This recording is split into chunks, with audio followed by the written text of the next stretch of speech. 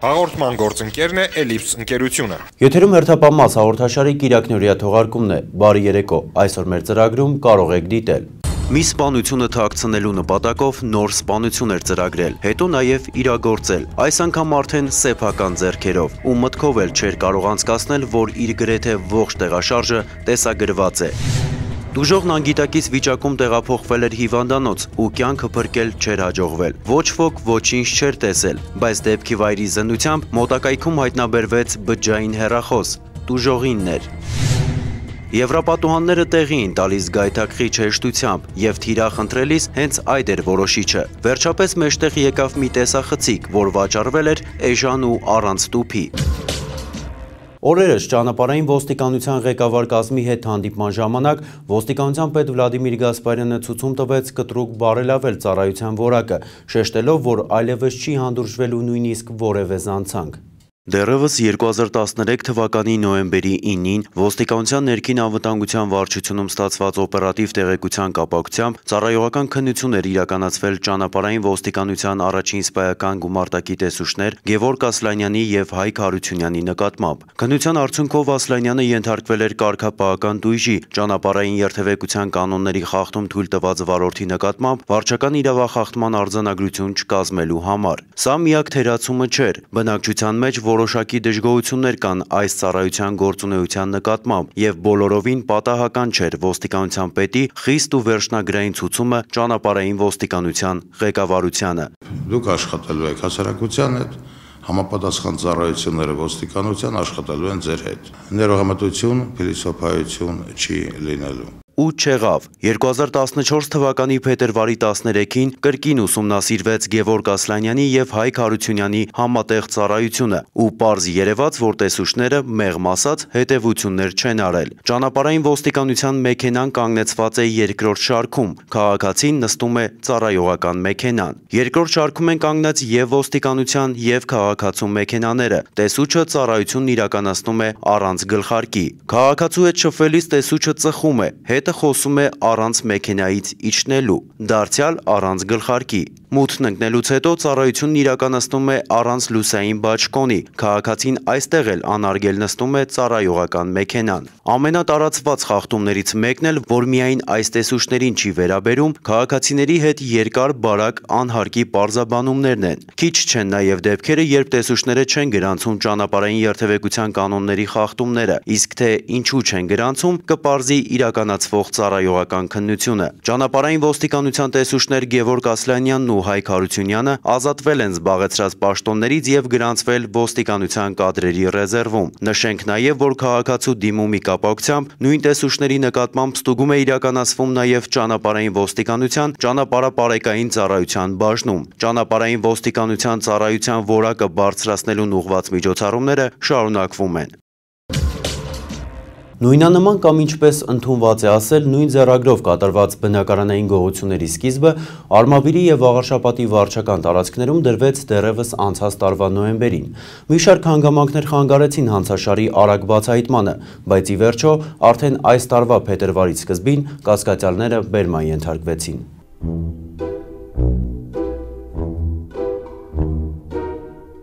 Սերոբ Հարությունյանն է, որ ոստիկանության Վաղարշապատի բաժին է բերվել բնակարանային գողություններ կատարելու կասկածանքով։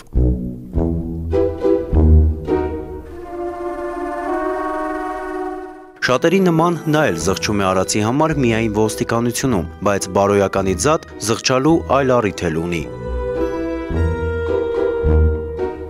Դե չէ, հատուկ ձևով նա, չորսես մասից է։ Որտուց լուսան տո բացվում է մտել եմ ներս։ Ցույց է տալիս, թե ինչպես է ձեռքի մեկ շարժումով հրել բացել եվրապատուհանները, այնքան հեշտ, ասես գազավորված ըմպելիքի շիշ է բացում, որի խցանի տակ գրված է կրկին փորձիր։ Իրեքտում ոչինչ բան չել է, մտանից այդ 350 ռուբլինել եմ, մտանից այդ խաչը, մտել 2 գրամ ոսկի։ Մտած 6 տներից միայն 3-ում է տանելու պիտանի բան գտել, այն էլ ոչ այնքան արժեքավոր։ Հաշվել էր ընդհանուր շահույթը 28000 դրամ։ Ու հասկացել էր Սերոբ Հարությունյանը, որ եվրապատուհանը դեռ բարեկեցության որոշիչ չէ, իսկ ոստիկանների բացահայտիչը չի ուշանա։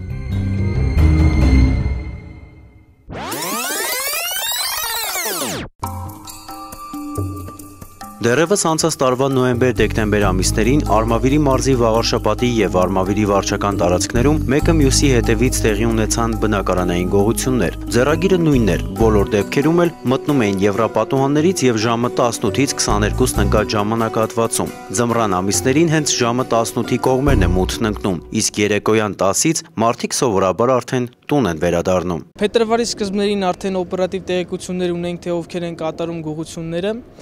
որից հետո պարզեցինք, որ կասկածյալներից մեկը էժան գնով ֆոտոխցիկ է վաճառել։ Պարզեցինք նաև ֆոտոխցիկի իրական տիրոջը, որի հետ անցկացած զրույցից հետո վերջինս հայտնեց, որ իրենց բնակարանում գողություն են կատարել եւ գողացել են ֆոտոխցիկ, սակայն քանի որ արժեքը ցածր էր, չէր դիմել ոստիկանություն։ Բարեբախտաբար նրա մոտ պահպանվել էր ֆոտոխցիկի տուփը։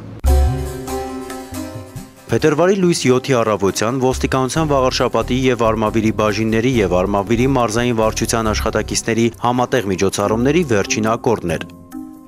Բերման ենթարկվեցին մեզ արդեն ծանոթ Սերոբ Հարությունյանը, աշխարհից եւ ինքն իրենից խռոված Արտակ Մալխասյանը եւ Հարություն Խաչատրյանը, ընկերուհու հետ։ Բաժնում արդեն պարզվեց, որ թեև բոլորն էլ իրար հիանալի ճանաչում են, բայց իրենց ասելով գործել են առանձին։ Մասնավորապես Հարություն Խաչատրյանն ու ընկերուհին 6 եվրապատուհան բացել են Վաղարշապատի 8 պատուհան Արմավիրի վարչատարածքի գյուղերում։ Նրանց բախտն ավելի քիչ էր բերել։ 14 տներից միայն 2-ում էին արժեքավոր բան գտել։ Արդեն նշել ենք Սերոբ Հարությունյանի 6 պատուհանի մասին, իսկ Արտակ Մալխասյանի պատուհաններից առայժմ նախաքննությանը հայտնի է մեկը։ Քննչական փորձարարության ժամանակ կասկածյալները ցույց են տալիս գողության վայրերը։ Բոլոր տներն էլ մեկ հարկանի են ու առանց ճաղավանդակի։ Միայն մի պատուհան է բարձր, այն էլ մոտիկ քարերն են օգնում։ Մտնելուց առաջ էլ տեսնելով, որ տանը լույս չի վառվում, թակել են դուռը, համոզվել, որ մարդ չկա ու մոտեցել գայթակղիչ եվրապատուհանին։ Եղել է դեպք, երբ դարպասին կախած կողպեքն է հուշել, որ տանը մարդ չկա։ Նախաքննությունը շարունակվում է։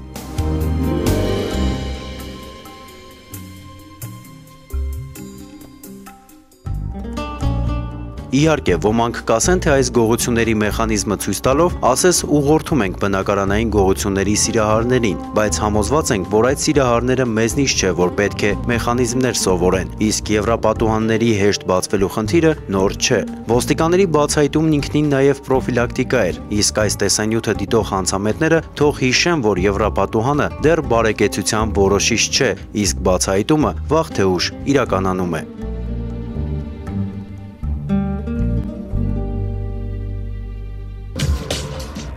Շարունակում ենք թողարկումը։ Կոտայքի ոստիկանների բացահայտած գողությունը կատարվել էր դեռ անցյալ տարվա նոյեմբերին։ Թալանել էին խանութ, տարածքն էլ բավական արժեք ուներ, իսկ վերջում դարձյալ զղջումներ, ուշացած, արդեն ոստիկանությունում։ Նախորդ տարվա նոյեմբերի վերջին Առինջ գյուղից ոստիկանության Կոտայքի բաժին ահազանգ ստացվեց։ Ոստիկանություն դիմաց քաղաքացին հայտնում է, որ նույն գյուղում գտնվող իր խանութից գողություն է կատարվել։ Դեպքի վայր շտապած իրավապահները անմիջապես ձեռնամուխ եղան հետախուզական միջոցառումներին։ Պարզեցին, որ կատարվածը մի հոգու ձեռքի գործ չէ։ Վերլուծեցին գողերի գործողությունները։ Ակնհայտ էր, որ կատարողը տարածքին ծանոթ է եղել։ Նրանց այս ենթադրությունները հաստատվեցին, երբ այն կատարելու կասկածանքով բաժին բերման ենթարկեցին Առինջի բնակիչներից մեկին։ Ոստիկանության Կոտայքի բաժնում տեղեկություններ ստացվեցին այն մասին, որ տվյալ գողությունը կատարել է Առինջ գյուղի բնակիչ Յուրի Արմենի Հակոբյանը։ Վերջինս փետրվարի 6-ին ոստիկանության Կոտայքի բաժին բերման ենթարկվեց եւ խոստովանեց, որ ինքն է կատարել խանութի գողությունը։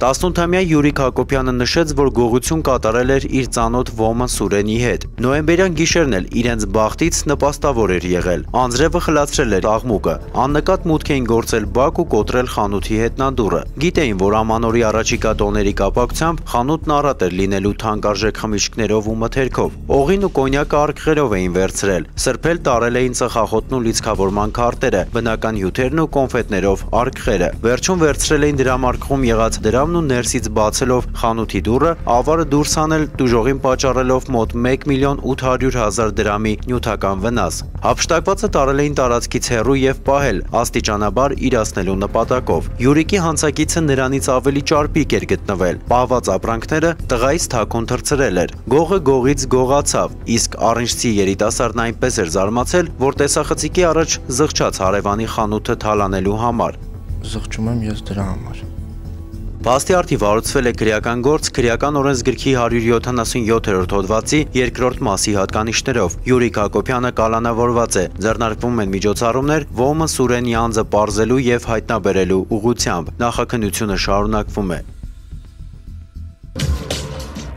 Քրեական օրենսգրքի 112-րդ հոդվածը վերնագրված է դիտավորության առողջությանը ծանր վնաս պատճառելը։ Սա ցավոք հաճախ հանդիպող հանցատեսակ է։ Էլ ավելի ցավոքն այն է, որ երբեմն չի հաջողվում փրկել տուժածի կյանքը, եւ 112-րդ ու 104-րդ սպանության հոդվածների տարբերությունը մնում է միայն դիտավորությունը։ Փետրվարի 8-ի երեկոյան ոստիկանության բարեկապահակետային ծառայության գնդի ծառայողները Գալշոյան Միկոյան փողոցների խաչմերուկում նկատել էին մի քաղաքացու, որը կծկված նստել էր մայթեզրին։ Քաղաքացին այրան մեջ շաղաղված էր։ Շտապօգնության բրիգադը երիտասարդին Սուրբ Գրիգոր Լուսավորիչ բժշկական կենտրոն էր տեղափոխել, որտեղից էլ ընդունված կարգի համաձայն ոստիկանության նորնորքի բաժին ահազանգեցին, որ թիկունքի եւ ձախ կողի ծակած կտրած վերքերով իրենց մոտ է տեղափոխվել 35-ից 40 տարեկան ինքնությունը չպարզված տղամարդ։ Փետրվարի 9-ի առավոտյան քաղաքացին գիտակցության չգալով հիվանդանոցում մահացել էր։ Անցագործությունն ընդամենը ժամեր առաջ էր եղել եւ եթե ոչ ականատես, ապա դեպքի վայրում որևէ հանցանշան կամ առարկա պետք է լիներ, որը կարող էր օգնել ոստիկաներին։ Այդպիսի առարկա իսկապես կար եւ անցագործության բացահայտման բանալին էր դառնալու։ Դեպքի վայրի զննության ժամանակ հայտնաբերվեց տուժողի բջջային հեռախոսը։ Օպերատիվ քննչական միջոցառումների արդյունքում պարզվեց, որ մարմնական վնասվածք ստացողը հանդիսանում է Սարի թաղի բնակիչ Վարդան Մանուկյանը։ Իսկ վերջին բաժանորդը, ում հետ որ Վարդան Մանուկյանը կապ էր հաստատել, հանդիսանում էր Գալշոյան 8-1 շենքի բնակիչ Գևորգ Ստեփանյանը։ Վարդանին Գալշոյան Միկոյան խաչմերուկից էին հիվանդանոց տեղափոխել եւ առաջինը, որ ոստիկանների ուշադրությունը գրավեց, Գևորգի հասցեն էր Գալշոյան 8 կոտորակ 1։ Ոստիկաններն անապաղ նշված հասցե մեկնեցին։ Գևորգը տանը մենակ չէր, նրա հետ էր նաեւ ընկերը Աքսել Ներսիսյանը։ Վերջիներս բերման ենթարկվեցին ոստիկանության նորնորքի բաժին, որտեղ էլ հարցաքննության ընթացքում Աքսել Ներսիսյանը խոստովանեց, որ ինքն է դանակով մարմնական վնասվածքներ հասցրել Վարդան Մանուկյանին։ Գևորգը Վարդանին երկար տարիներ ճանաչում էր, ընկերներ էին։ Այդ օրը Վարդանը զանգել էր նրան, ճշտել էր, տանն է թե ոչ եւ առանց զգուշացնելու հյուր եկել։ Եկել ենք տուն, տեսել ենք ինքը նստած նորից մեր տան մեջ։ Ես ասել եմ, արա, խի ես եկել դու, ու թևից քաշել եմ, որ հանեմ դուս։ Աքսելն էլ անկոչ հյուրին որոշել էր կարգի հրավիրել։ Կռիվ եղավ է ձև, հասել էր վրես, ես էլ մատասի դանակով խփեմ, որ հելնի փախնի, տենց։ Աքսելը վերադարձել էր ընկերոջ տուն, պատմել, թե ինչպես ավարտվեց իրենց վեճը։ Գևորգը նրա ձեռքից վերցրել էր դանակը, պատուհանից նետել ու չէր թողել դուրս գա տնից։ Քննչական փորձարարության ժամանակ Գևորգը մատնացույց արեց, թե որտեղ է գցել դանակը, իսկ Աքսելը խոստովանեց, որ հենց այդ դանակով է Վարդան Մանուկյանին մարմնական վնասվածքներ հասցրել։ Աքսել Ներսիսյանը կալանավորված է, քննությունը շարունակվում է։ Շարունակում ենք թողարկումը։ Վերջերս գրանցված աղմկահարույց սպանությունների մասին շատ է խոսվել։ Ավելին, թեման արծարծվել է ամենատարբեր մասնագիտական տեսանկյուններից, երբեմն էլ դարձել շահարկման առարկա։ Կարծում ենք, որ ներկայացվող տեսանյութը շատ բան տեղը կգցի, շատ հարցականներ կհանի բնորոշումների վրայից։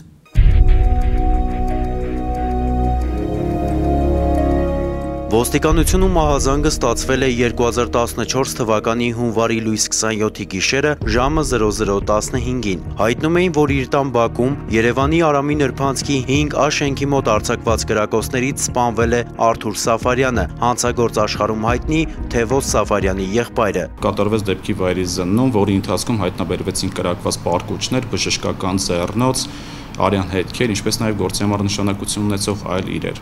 Իդեպ դեպքի վայրից քիչ հեռու հայտնաբերվեց նաև ատրճանակ։ Դեպքի վայրում հայտնաբերված հետքերը, հատկապես ատրճանակի առկայությունը վկայեց այն մասին, որ գործն է պատվիրված սպանության հետ։ Հետագայում դեպքի վայրից առգրավված ատրճանակն ու կրակված պարկուշները ուղարկվեցին դատաձգաբանական փորձաքննության, որի եզրակացությամբ հաստատվեց, որ իրականում հենց այդ ատրճանակով է կատարվել սպանությունը։ Կարճ ժամանակ անց ստացվեցին տվյալներ, որ սպանությունը կարող են կատարած կամ կազմակերպած լինել Իսրայել Սարգսյանը, Տիգրան Ասատրյանը և Մովսես Ներսիսյանը, ընդ որում նաև տեղեկություն կար, որ Իսրայել Սարգսյանն ու Մովսես Ներսիսյանը դեպքի վայր են մեկնել վերջինիս Մերսեդեսով։ Այս տեղեկությունները ստուգելու համար ոստիկանները ստիպված էին կատարել իսկապես ահռելի մի աշխատանք։ Անմիջապես ուսումնասիրվեց դեպքի վայրի հարակից տարածքը։ Արդյունքում հայտնաբերվեցին բազմաթիվ տեսահսկող սարքեր և առգրավվեցին դրանց տեսագրությունները։ Տեսագրությունների դիտարկումից հետո պարզ նշմարվեցին հունվարի 26-ի լույս 27-ի գիշերվա անցուդարձի գրեթե բոլոր մանրամասները։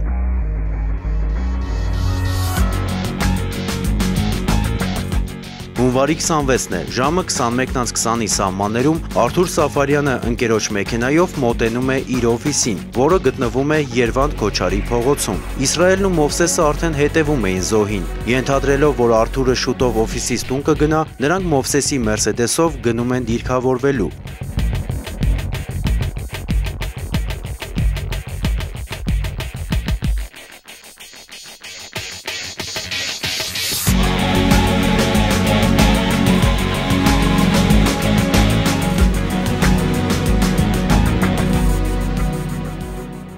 Անցնում են Ալեք Մանուկյան փողոցով, Սայաթ Նովայի պողոտայով, մտնում Սարյան, ապա Արամի փողոցներ, Մաշտոցի պողոտա ու թեքվում Բուզանդի փողոց, որտեղ էլ մեքենան կանգ է առնում։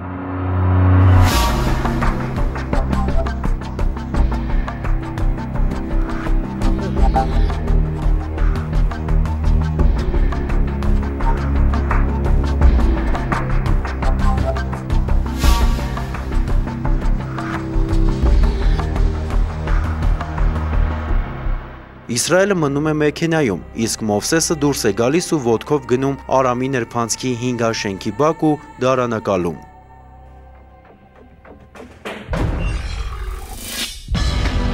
Ենթադրածի պես չի լինում, Արթուրը ուշանում է և միայն կեսգիշերից 5 րոպե անց իր մեքենայով մտնում բակ։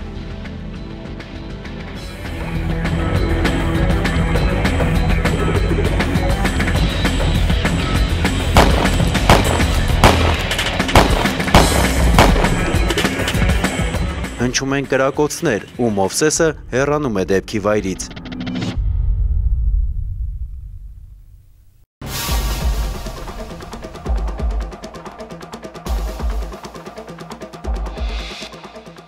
Իսրայելը սպասում էր, Մովսեսը նստում է ղեկի մոտ ու մեքենան շարժվում է։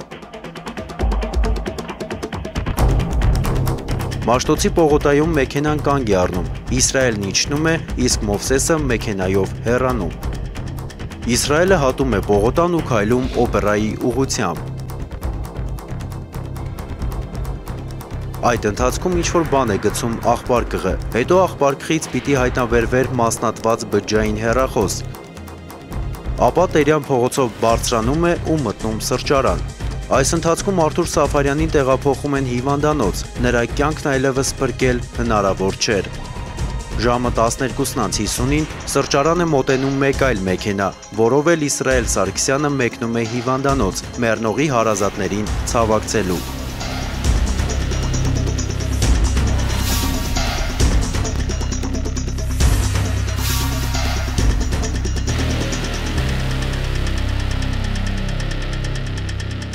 Ոստիկանության Երևան քաղաքի վարչության աշխատակիցները օպերատիվ տվյալներն իրացնելիս համագործակցելով քրեական հետախուզության գլխավոր վարչության ծառայողների հետ փետրվարի 3-ին բերման են ենթարկում Իսրայել Սարգսյանին և Տիգրան Ասատրյանին։ Մովսես Ներսիսյանին հայտնաբերել չի հաջողվում։ Անձնական խուզարկությամբ Իսրայել Սարգսյանի մոտից հայտնաբերվում է Բերետա տիպի ատրճանակ։ Նույն ժամանակահատվածում ստացվեցին նաև այլ օպերատիվ տեղեկություններ, որ Մովսես Ներսիսյանն ու Իսրայել Սարգսյանը փետրվարի 1-ի գիշերը եղել են Դավիթաշենում գործող հյուրանոցային համալիրներից մեկում, իսկ ժամեր անց Մովսեսի Մերսեդեսը նկատել են Քանաքեռավան գյուղի մոտակայքում։ Մեքենայի մասին մի տեղեկություն էլ ստացվեց, այն կայանված է Զվարթնոց օդանավակայանի ավտոկանգառում։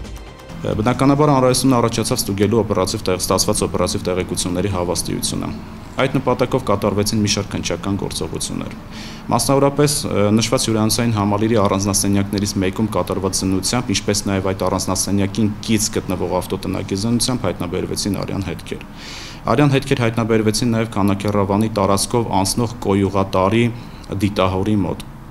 Բացի այդ, Զվարթնոց օդանավակայանի ավտոկանգառում հայտնաբերվեց Մովսես Ներսիսյանի Mercedes Magnus-ի ավտոմեքենան։ Իսկ այդ ավտոմեքենայի բեռնախցի զննությամբ կրկին հայտնաբերվեցին արյան հետքեր։ Նշված բոլոր վայրերից հայտնաբերված արյան հետքերն ուղարկվեցին դատակենսաբանական փորձաքննության։ Նկատի ունենալով, որ նախաքննությունը դեռևս շարունակվում է, քրեական գործով դեռ անհրաժեշտ է պարզել քրեական գործի համար նշանակություն ունեցող մի շարք հանգամանքներ, չենք կարող հրապարակել մյուս քննչական գործողությունների արդյունքները։ Սակայն քրեական գործով ձեռք բերված ապացույցների համակցությամբ պարզվել է հետևյալը։ Արթուր Սաֆարյանի սպանությունը կազմակերպել է Իսրայել Սարգսյանը, կատարել նրա մտերիմ Մովսես Ներսիսյանը։ Հետո Արթուր Սաֆարյանի սպանությունը թաքցնելու և դրա հնարավոր բացահայտումը կանխելու նպատակով Իսրայել Սարգսյանը Մովսես Ներսիսյանին խաբեությամբ տարել է Դավիթ Հաշենի վերոհիշյալ համալիր, որի առանձնասենյակում սպանել է նրան, ապա դիակը տեղավորել նրա Մերսեդեսի բեռնախցում, մեկնել Քանաքեռավան և դիակը նետել գյուղի տարածքով անցնող կոյուղու դիտահորը։ Այնուհետև Իսրայել Սարգսյանը նույն մեքենայով մեկնել է Զվարթնոց օդանավակայան, մեքենան թողել ավտոկանգառում և պատահական տաքսիով վերադարձել Երևան։ Նախաքննությամբ պարզվել է նաև, որ նախքան Մովսես Ներսիսյանի սպանությունը Իսրայել Սարգսյանն իր մտադրությանը տեղյակ է պահել ընկերոջը Տիգրան Ասատրյանին, որը սակայն դրսևորելով հանցավոր անգործություն, այդ մասին չի հայտնել իրավապահ մարմիններին։ Նախաքննության ընթացքում խուզարկվել են Իսրայել Սարգսյանի, Մովսես Ներսիսյանի, Տիգրան Ասատրյանի ու մի շարք այլ անձանց բնակության վայրերը, նաև Իսրայել Սարգսյանի աշխատավայրը, Դյուքենդո կարատեի ֆեդերացիայի գրասենյակը, հայտնաբերվել և առգրավվել են տարբեր տեսակի հրազեններ ու ռազմամթերք։ Իսրայել Սարգսյանին մեղադրանք է առաջադրվել Արթուր Սաֆարյանի սպանությունը կազմակերպելու, Մովսես Ներսյանի սպանության, ինչպես նաև ապօրինի կերպով հրազեն հանդիսացող ատրճանակ և ռազմամթերք ձեռք բերելու և պահելու համար։ Նրա նկատմամբ որպես խափանման միջոց կիրառվել է կալանավորում։ Տիգրան Ասատրյանին մեղադրանք է առաջադրվել հաստատապես հայտնի նախապատրաստվող առանձնապես ծանր հանցագործության մասին իմանալու և չհայտնելու, ինչպես նաև ապօրինի կերպով հրազեն հանդիսացող ատրճանակ և ռազմամթերք ձեռք բերելու և պահելու համար։ Դեռ ի հայտ կգան նոր հանգամանքներ, հարուցված քրեական գործի նախաքննությունը շարունակվում է։ Այսօրվա համար նախատեսել էինք այսքանը, դուք կարող եք դիտել ևս մեկ տեսանյութ, իսկ մենք կհանդիպենք հաջորդ կիրակի, ցտեսություն։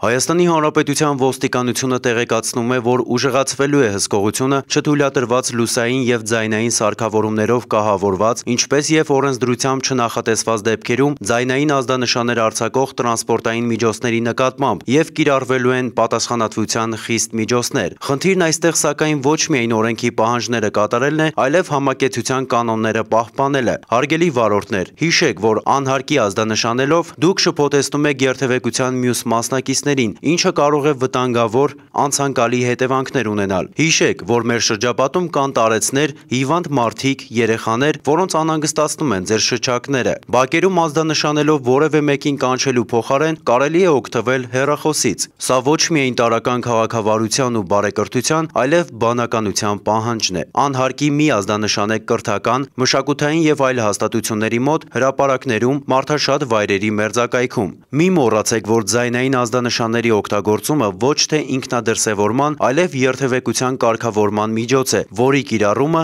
հստակ սահմանված է օրենսդրությամբ։ Բոլոր վարորդներին կոչ ենք անում օգտագործել միայն գործարանային արտադրության կամ համարժեք ձայնային և լուսային միջոցներ, իսկ ձայնային ազդանշաններ տալ բացառապես օրենսդրությամբ նախատեսված դեպքերում։ Լինենք բարեկիրթ երթևեկության բոլոր մասնակիցների միմյանց հանդեպ և չհանդուրժենք համակեցության կանոնները խախտողներին։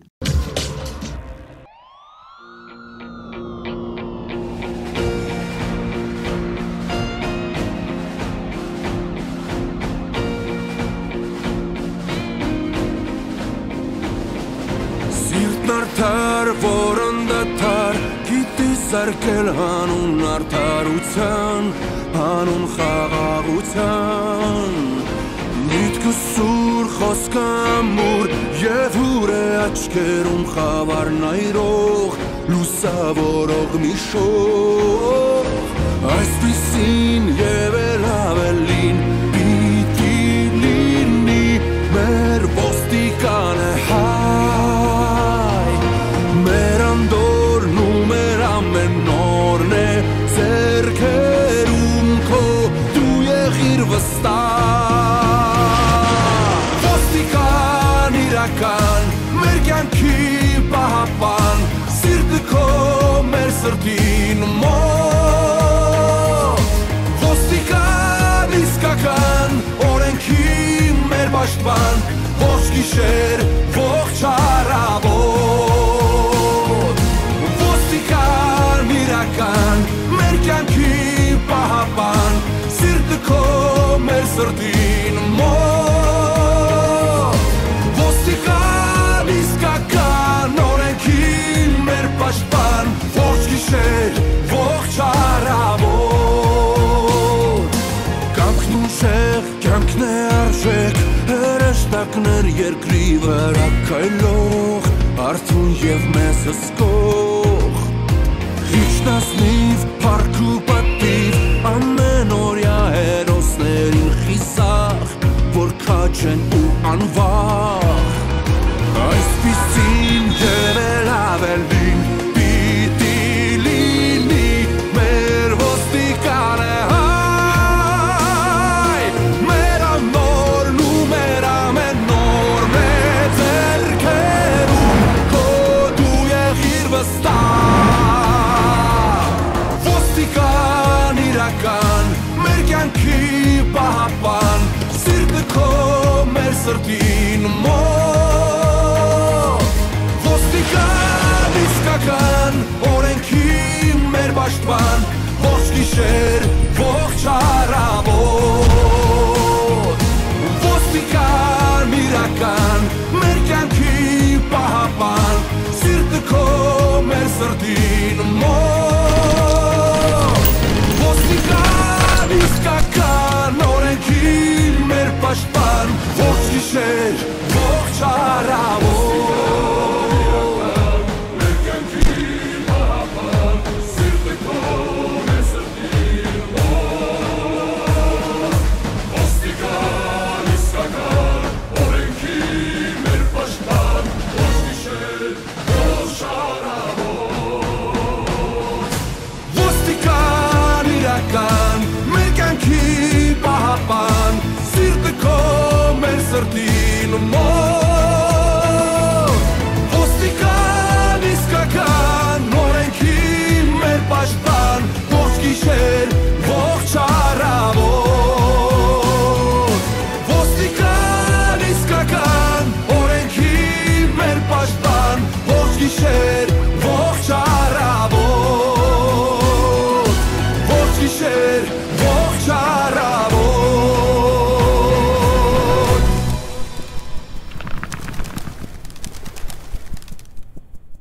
Հաղորդման գործընկերն է Էլիպս ընկերությունը։